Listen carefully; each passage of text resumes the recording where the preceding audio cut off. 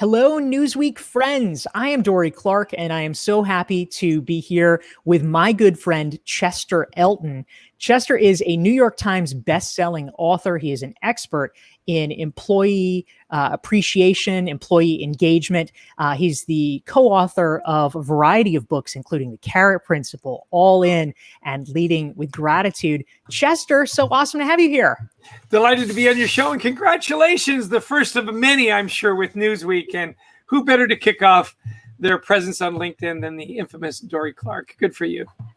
Well, thank you. And you are a wonderful first guest, because we're going to be talking about a lot of important themes that I think are on just about everybody's mind these days as we are finding our way in this extremely strange time, the COVID world.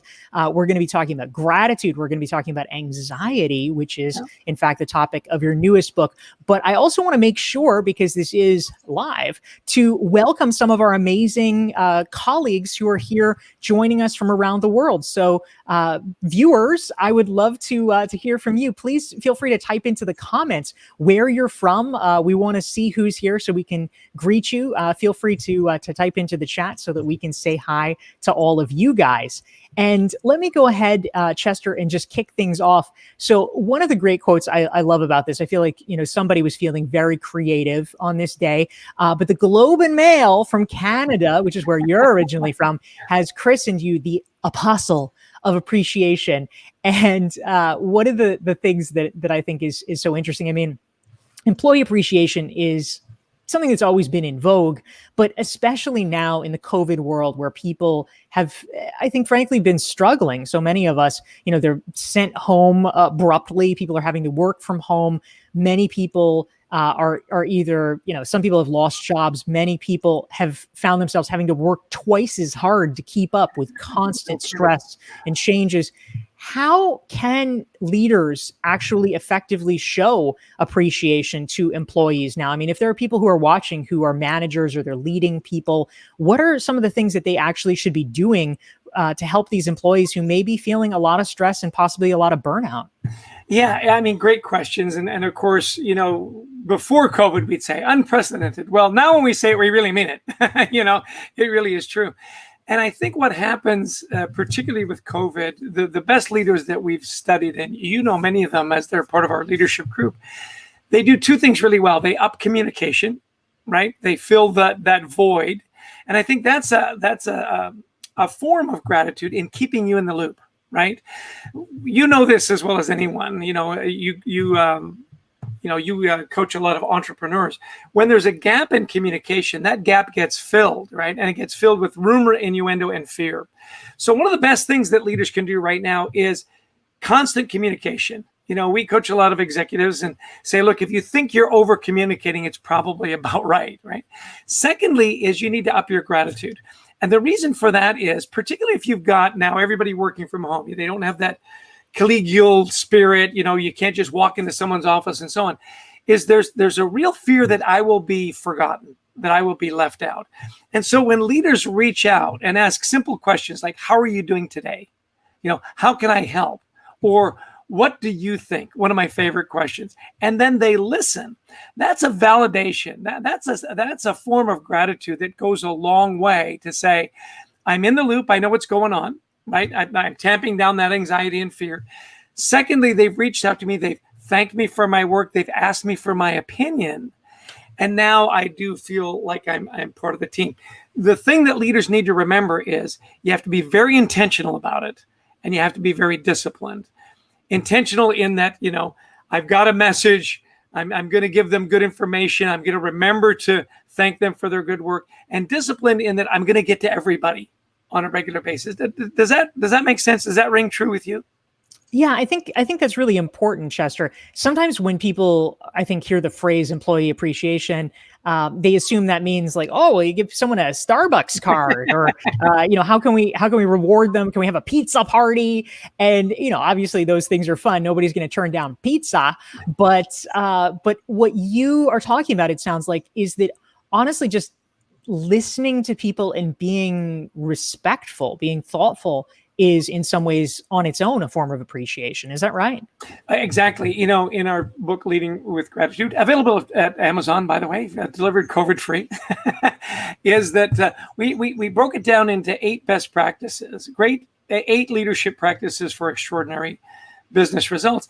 And we broke it into 4 and 4. And we said, look, you've got to see what's going on. And that's the asking the opinion, seeking input, walking in their shoes. And I think one of the things that COVID did is executives all of a sudden were dealing with the exact same problems as everybody else up and down the leadership pyramid, right?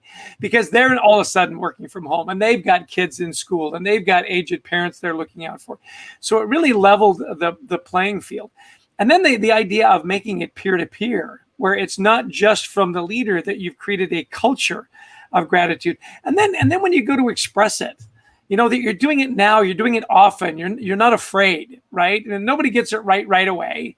Just go ahead and do it. Recognition doesn't keep. The one that I love, though, around the seeing is assume positive intent. And, as we coach up leaders, I think that one principle goes a long way, that when people aren't getting back to you or, the project is maybe running a little late, don't assume negative intent. In other words, people are screwing up. Assume that people are doing the best they can and things are popping up, right? And you need to be a little more patient. Assume that positive intent. People are trying to get the work done, and in trying to get it done, there's going to be delays. There may even be mistakes, and that's okay. And then express that gratitude in a way that's meaningful. Maybe it is just a call, a Zoom, a checking in. Maybe it is pizza, right? We had a great leader. She said, at the end of every week, everybody gets together on Zoom and we have a wine and wine session. You bring your favorite wine and you complain about anything, Amazon or, schooling or whatever. She said, actually, it got to be so popular, we had a kind of hangover Saturday morning sessions. So, you can do a lot of things that are subtle. And you make a good point. I think a lot of leaders think when they express a lot of gratitude that they're soft, right? That's a soft and nice to have skill. I will tell you, in COVID and really any crisis, it's a must-have skill. And it is a hard skill because you're dealing with so many different people and so many different emotions. Would you agree? I think that's right on, Chester. Thank you so much. And I just want to greet some of the great friends who are here joining us in this conversation. We have Anna here. We have a LinkedIn user from Michigan who's here. We've got Nihar in Dallas. We have Nils from Sweden. Camelia is here from London. Luis from Bogota.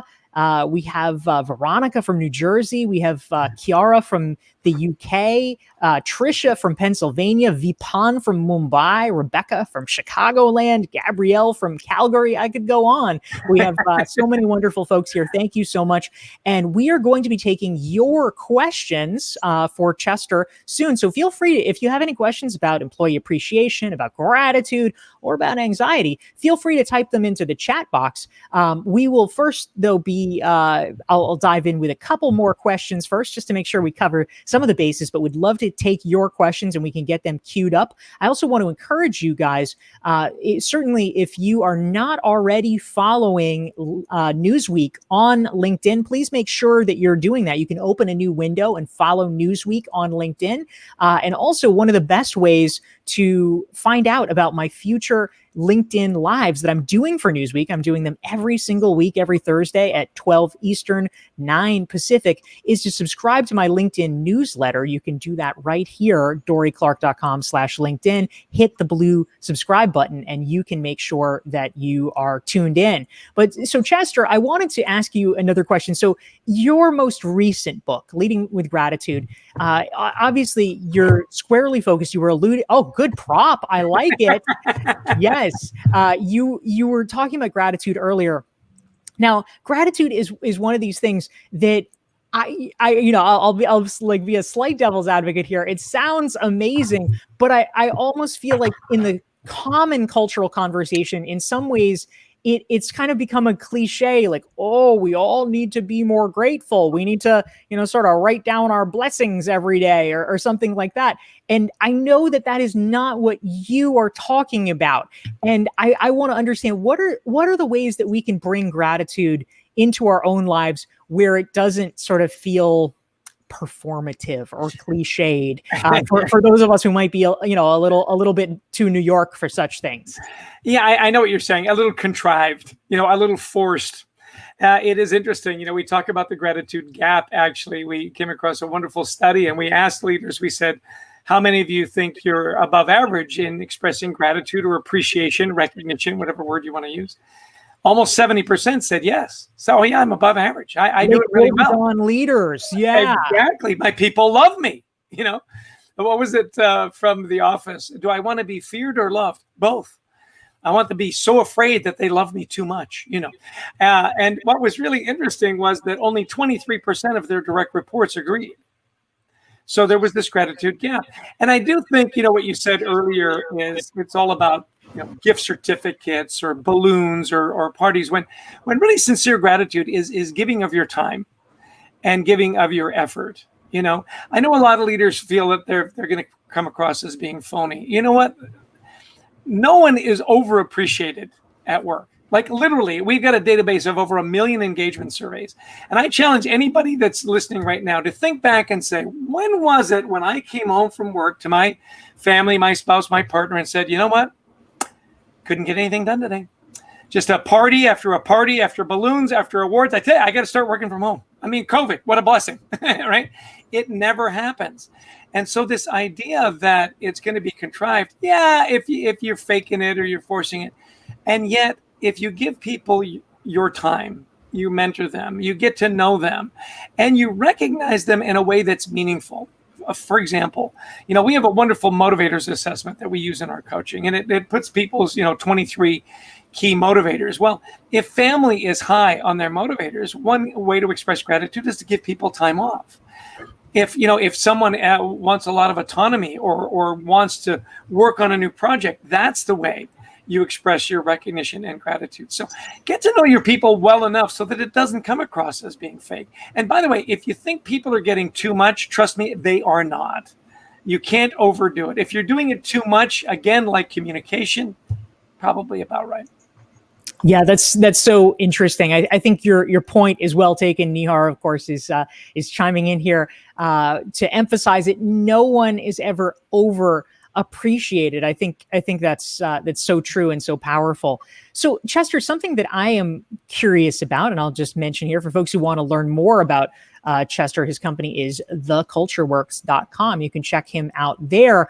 But Chester, your new book, the one that you are working on right now, it is not out yet, but it is on a topic that I think has been getting a lot of attention lately, unfortunately for our society, is anxiety. How did you come to shift from gratitude to anxiety as a topic? Why did that speak to you? And what are some of the preliminary things that you have been noticing as you've been writing this book? Great question. HarperCollins, who's our publisher and published Leading with Gratitude, came back to us fairly quickly. And Adrian, actually, my co-author, Adrian Gosnick, had been working for some time on research around anxiety and had planned to kind of make it a self-help book and do it with his son, Tony. And then as Harper looked at it, they said, you know what, this is a business book. Adrian and I have spent the last 20 years not just delving in on leadership and gratitude. Our main focus is on culture. And of course, when you focus on great cultures, leadership, teams, and this thread of gratitude, do I feel valued in my work, are all there. Well, it became very apparent to us, especially with the advent of COVID, that almost everybody is dealing with some kind of anxiety. We were at a conference pre-COVID, and we asked people, raise your hand if you have at some point during your career suffered from anxiety or know a coworker that's, dealing with some anxiety. Every hand went up. Like literally every hand went up. Well, I'm sure if we were to do it now, if we were to take a poll of people here in the midst of the COVID crisis, I guarantee you wouldn't have to say, or know somebody. It would be, have you dealt with? And of course, the ramifications of that are tremendous. I mean, loss of engagement, loss of productivity, straining personal relationships. I mean, you've seen the numbers as well as I have that, opioid abuse is up, alcohol abuse is up, abuse in the home is up. And it all comes back to this: how are we dealing with anxiety? And so we really took a deep dive on it. And I will tell you, Dorie, what was really interesting for us is the younger generations in particular are dealing with it at higher levels than older generations. And maybe it's just the older generation is a little more secure where they are and so on. I think it's also that, Gen Z and millennials in particular aren't afraid to talk about it, right? My generation, I'm the tail end of the baby boomers. Trust me, you never talked about anxiety and stress. I remember going through a particularly hard time when I was working for a larger corporation, and I was very good friends with our CHRO. And she said, Chester, you need to talk to somebody. You need to go to counseling. And I said, absolutely not. I never want that in my jacket. You will destroy my career if they know I've had to go to counseling. Isn't that sad? And even now there's a stigma, right? I sprain my ankle, I get a cough, I take some time off. People are still very afraid to say, you know what, Dorie, I need a mental health day. I need to take time off. And so we really love this work because it goes a long way, I think, to dispelling those myths that, mental anxiety and stress is just as debilitating as breaking your leg. And we need to get over that. And we need to get leaders to talk about it. And I'll tell you, the number one way we've found to break down those barriers is when leaders share their stories of anxiety. It gives everybody else on their team permission to then express it as well. I'm sure you've had the same situation. Yeah, I think that's a really important point that you raised, Chester. And yeah, absolutely. I think culturally it has been prevalent for so long that people need to muscle through and get things done. But we're at a moment now where, sort of interestingly enough, headlines were made a couple of weeks ago when Michelle Obama admitted to saying that she was experiencing low-grade depression, which, honestly, I wonder who isn't at this point. And so we're reaching a point now where it's not just a certain stigmatized group of people, they can't hack it.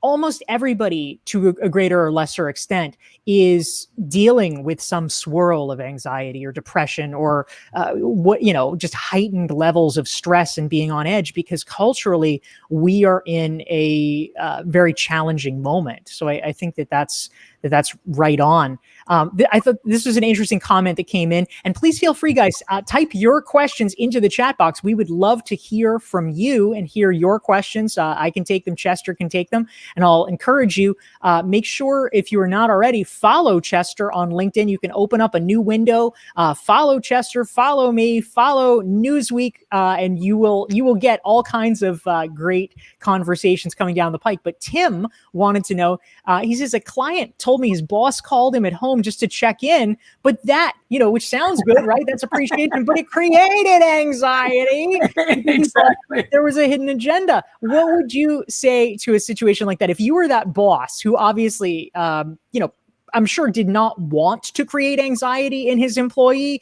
what should that boss do to in the future make it so that it's not anxiety provoking when he is checking in like he is supposed to, in theory? Right. Well, I think the more you do it, the less anxiety you're going to create. If it seems like just kind of out of the blue, what do you mean? What have you heard? Who have you been talking to? Right. And you develop that cadence where you say, look, listen, I'm just going to check in every now and again. We're all struggling. And I think that's the important part to break down we are all struggling. I know in my house, there are days when I just get overwhelmed. So you know what? I'm going to start just calling people and checking in. It was really interesting. We were doing another podcast just yesterday. Really interesting company called Life Guides. Companies are putting together online help and so on, employee assistance programs. The problem with the EAP programs is they were there. People were still afraid to use them. They honestly didn't believe it would be anonymous, right? So again, you start sharing stories. Well, we asked, so what are some of the triggers? What are some of the things that you can see that may be evidence that maybe people are struggling? And interestingly enough, Dorie, one of them was people aren't taking their time off. Like you said, we're all under the gun. We're all working harder, because we're taking that commute time and we're putting it into work time.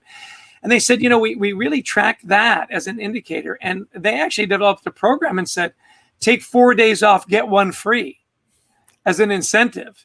and leaders that would come in and say, listen, you have to take some time off. Now, not only do I want you to take time off, if I see emails from you, I'm going to call you and say, shut it off.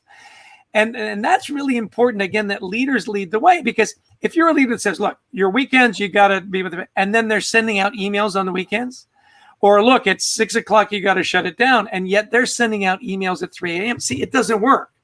So you got to set the example. I love those little triggers. Now, there's a comment here I want to get to before we forget. LinkedIn user, she says, as a millennial, I don't want to talk about how stressful and anxious I've been. I feel I have to maintain this aura that everything will be fine, because that potential employer will want a person who cannot handle, will not want, right? A person who cannot handle stress and be anxious. That's how I felt.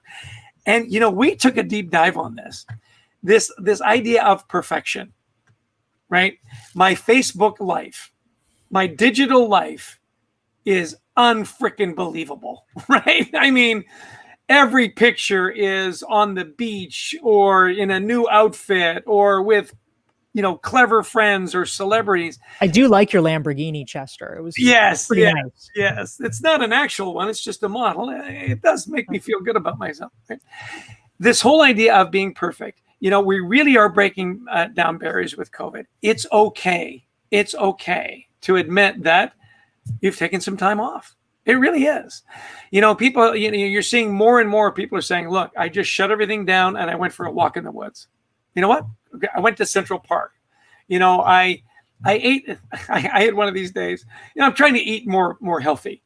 And I admitted to my friends, I said, I had a lapse. They said, what happened? I said, well, my wife bought these fudgicles. I love fudgicles. And there were 6 in the box. And I ate one and I thought, you know what? I'm in a treatment. I ate the whole box. I even froze like the top of my mouth, and it didn't matter. It's okay to admit that you need to take a little time off. This idea that we all have to be perfect, and I really appreciate that comment, LinkedIn user. Listen, nobody's perfect. My dad used to say, look, if you're looking for the perfect company, they're going to be looking for the perfect employee, and you're not going to qualify. Right? Nobody's perfect. So take a deep breath. It's okay to admit that you need time off. Honestly, it is. Yeah, I think that's really powerful, Chester. And I think that what the questioner was getting at, which I think really is powerful for all of us. It seems like, and you're writing a book on anxiety, so you probably have a good sense of this, or a good take, that there is some kind of a line, though. There's like maybe an invisible line between, oh my gosh, everybody's been stressed out, I need to take a little time. Like, okay, we get that. And then the line of like, whoa, is this person going to be a problem? Like, can this person not cope?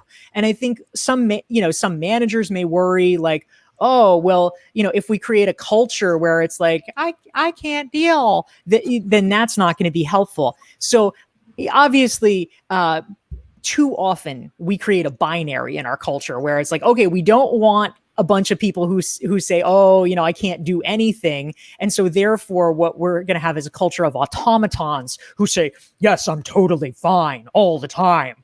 And there is a productive middle ground where we can actually be real people. How do you navigate sort of understanding what the boundaries are there? Because it sounds like we are in a world where that's changing. Yeah. We've gone through a lot of iterations of this in business. When you think about when women started to be more prevalent in business, I'm just old enough to remember that, right? There was this same kind of stigma, and it was much more brazen then. You'd interview for a job as a woman, you say, no, you're not going to get pregnant, are you? I don't want all that going on, And I think, in some ways it's kind of similar. You're not fragile, are you? Because, we do hard stuff here. I think, you've got to match it up with the culture, and great leaders and more leaders are getting, I don't know that the word sensitized is, but they're more aware of the things that are going on. And you want to be working for a company where they are honest and open and transparent. And, your brand should be, I'm honest, open, and transparent. I'm a hard worker. I'm going to get the work done. There are going to be times when, we're going to need to take a break. I hope that's okay with you. There's a great book I've been reading about really defining your brand and reinventing who you are. I don't know if you're familiar with this one. I want to make sure I get it front and center. By Dorie. Oh my goodness, that does somehow shockingly seem to mirror the poster I have in my background. Great minds think alike. Very nice, Chester Elton. I love your reinventing you prop. Thank you very much, my man. Well, you're welcome. I will tell you, though, that this really is a good book for you right now, because you've really got to decide who you are and what you want to represent. I want to give a shout out to Janet in Syracuse. My brand is I love the color orange. Go orange, Syracuse. I mean, it doesn't get any better than that. My point is that you've got to get the right fit. And that's why our work in culture has been so important. I want to go to a place where I believe what I do matters and I make a difference. And when I make a difference, somebody notices it and celebrates it. And at the same time, they're going to appreciate my talents, what I bring. And there are going to be times when we get overwhelmed and I need to take a day, and that's okay. Or more. American Express does this really, really well. Not only do you get 3 months off paternity leave, which I think is phenomenal, they literally had a year dedicated to mental health well-being. And, when you find companies that focus on that, that you are, and it's a really important word, safe. You're safe to talk about things. You have that, emotional safety or psychological safety that's so important. So listen, as long as you're open and honest and transparent, if people have problems with you being that way, then you know what, you maybe haven't got the right fit. And I hope that's helpful. Yeah, that is right on, Chester. Thank you very much. So we're coming into our final minutes here. If anyone has additional questions they want to ask Chester, please feel free to type that into the chat box. We'd love to hear from you. We're so happy that you guys have joined us for this conversation. I'll just mention we are now here at Newsweek going to be doing this every single Thursday, same bat time, same bat channel, noon Eastern, 9 Pacific, 5 p.m. Greenwich Mean Time. So we look forward to seeing you then. If you want to get briefed about all of this, make sure, of course, to follow Newsweek on LinkedIn. Follow me, follow Chester, because he won't be here every week, but he's awesome every single week. And you can find out more with my weekly LinkedIn newsletter at dorieclark.com/LinkedIn. Just hit the subscribe button. So Chester, I am curious. Obviously, when we do go back to work, whatever that means, whenever that happens, things are probably going to be different in a lot of ways. And I am curious, as you forecast the future a little bit, how are you seeing things shake out? When after this experience, which I think it's probably not unreasonable to call a national trauma or an international trauma that we have endured. There's going to be changes. Do you think that this is going to be good for workers and employee appreciation, or how do you think, or is it going to be bad? Is it going to be a lot of people emerging at the end of this kind of burned out from having to hunker down and work even harder for months on end? Where do you see things going? Yeah, my hope is that we're all a lot more sensitized. You can call it a national, moment. It's a global moment. It really is.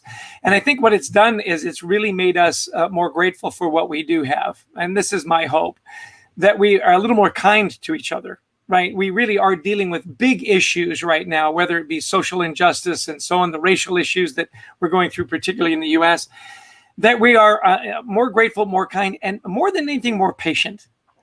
So as we start coming back to work, you have to ask those questions. Are you comfortable coming to work? What does a safe workplace look like to you? Here in New York, it's once you're in the workplace, I think people feel safe. It's getting to the workplace. Do I have to get on a train or a subway? Do I have to get in an elevator, with 30 other people? And be grateful for companies that have that compassion, and more are. So I think we're going to really see in the midterm hybrid, a lot more people are going to be working from home for a lot of reasons. One is, it's pretty productive. For a lot of people, it works well. I do want to give a shout out to Mary Olivia, by the way. She said she's downloading my book on her Kindle. I really appreciate that. And I think Michelle Cato, her little quote is really important as we wrap up, that it's okay to not be okay. It really is. And I think companies are really realizing that if you're going to attract and get great talent, you're going to have to deal with a lot of issues. family and work. And, with our work in anxiety, and by the way, that book doesn't come out until May of next year, so put it on your calendar.